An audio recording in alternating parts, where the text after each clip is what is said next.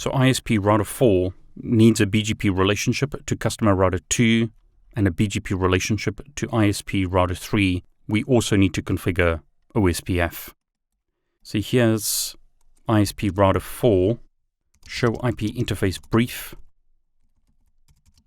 IP addresses are configured on the router, interfaces are up. So router OSPF 1, network 884, area 0, network 8.1.4.1, area 0. That's this IP address. We are not going to enable OSPF on this interface. Router BGP 65001, autonomous system number for the ISP router, neighbor 8.1.2.1. That's customer router 2. Autonomous system number is 65,000. Neighbor 8883. Route reflector. Remote AS 65,000. We can see that the relationship has come up to customer router 2, so that's good. I'll advertise network 8.1.2.0 into BGP. I'll advertise the loopback into BGP. Advertise this network into BGP. So show IP BGP. This network is being advertised into BGP. This network is being advertised into BGP. Loopback is being advertised into BGP. And we've learnt about the customer network from customer router 2, route originated in autonomous system number 65,000. So we should be able to ping both customer router 2 and customer router 1, which we can. So we've got these two ISPs configured. Let's configure ISP router 3. Okay, so here's ISP router 3, show IP interface brief. IP addresses are configured on the router, interfaces are up. First thing we need to do is enable an IGP, and in this example, I'll simply enable OSPF on all interfaces on the router. Because there are no customer routers connected to this router, I can enable OSPF on every interface. As we can see, some neighbor relationships have come up. So show IP OSPF neighbor. We've got two neighbor relationships. One to ISP router 4, one to ISP router 1.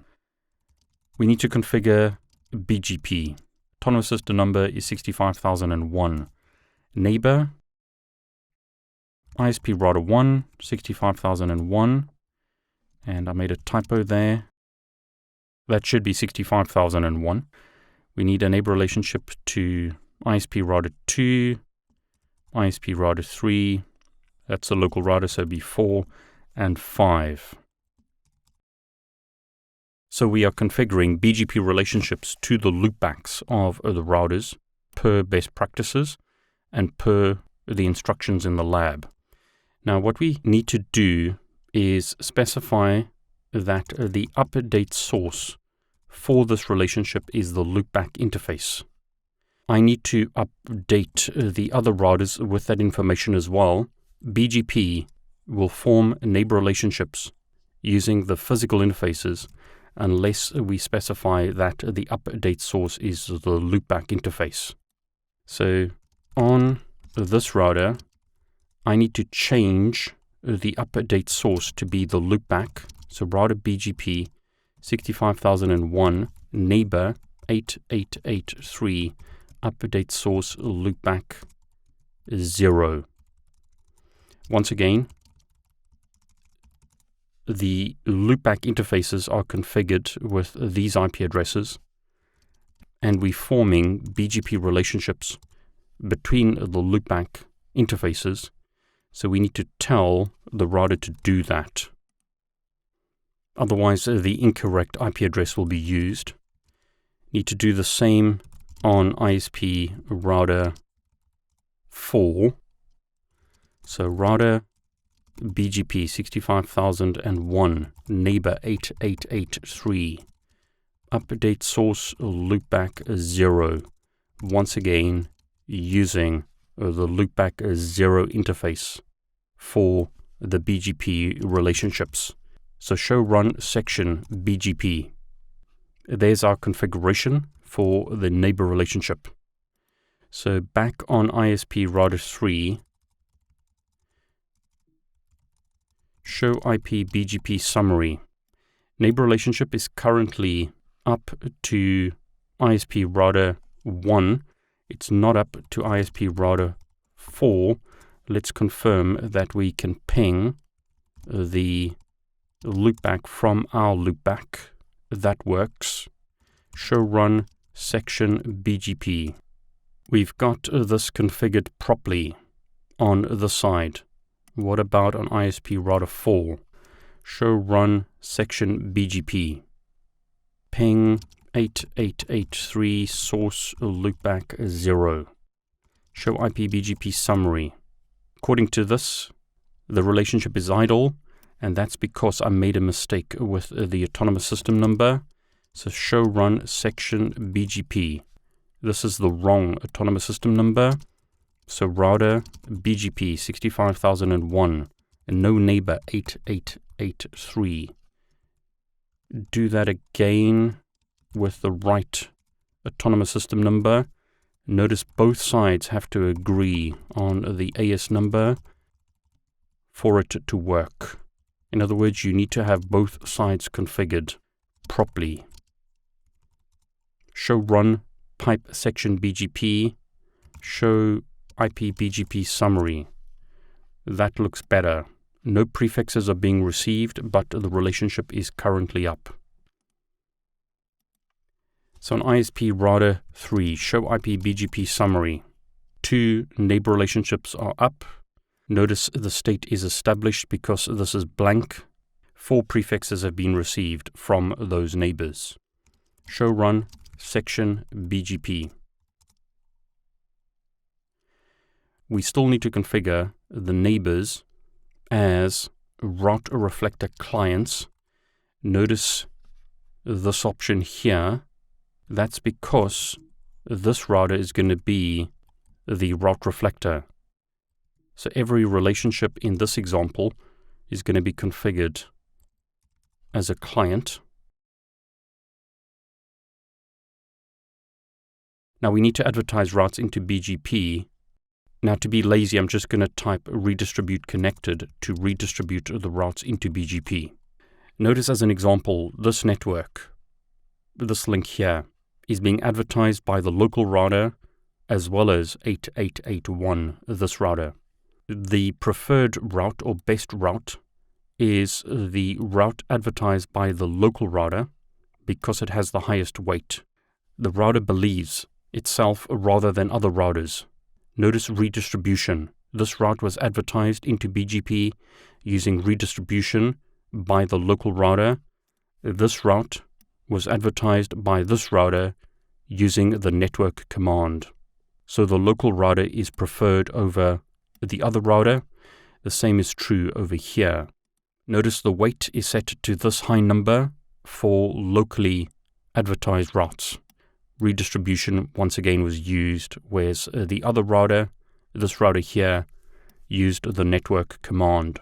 This route is being learnt from both this router as well as this router, which is actually this IP address and this IP address, so it's still C2, but notice different IP addresses. iBGP does not change path attributes, so the next hop is still set to C2. That's why it's important that you have IP connectivity to the destination, so we can ping both of those routes.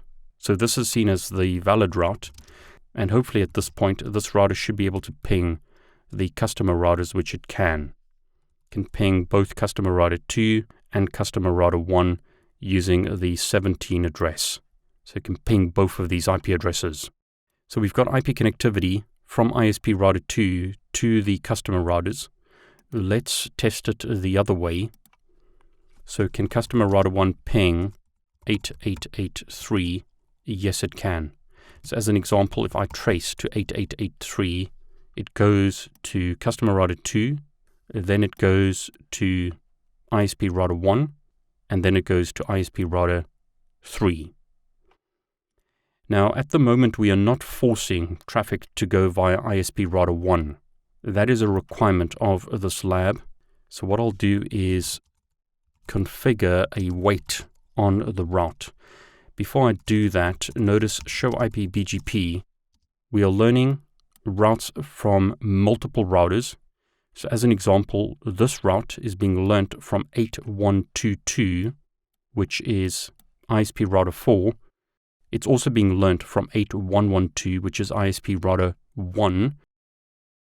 At the moment, that is chosen as the best path.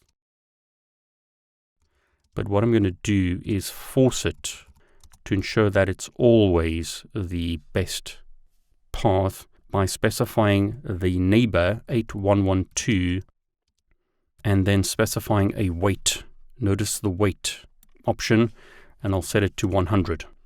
By default, wait is set to 0 for routes learnt from other neighbors. Locally originated route has this wait, but notice the wait from both these routers is set to 0. But now that I've made that change, what I'm going to do is do a clear IP BGP star to reset the BGP relationships. Don't just do that in the real world. You'll cause a lot of problems. Notice how the BGP table was blank and is now being repopulated. Relationships are coming up again. We can do that in a lab, but you don't just want to type that command in the real world. You need to be careful. Notice, however, that the wait for this neighbor is now set to 100. That's going to be the preferred path always over this neighbor. Per the BGP path selection criteria, the first option is wait. The higher the wait, the more likely that that path will be chosen. So traffic from the customer routers will now go via ISP router 1 for whichever network we take. So as an example, if I go to this IP address, notice the traffic is going to customer router 2, then to ISP router 1, then to ISP router 3, and then to ISP router 4. We are forcing the traffic to go via this path to ISP router 4. BGP does not take bandwidth into account. You can manipulate where traffic goes.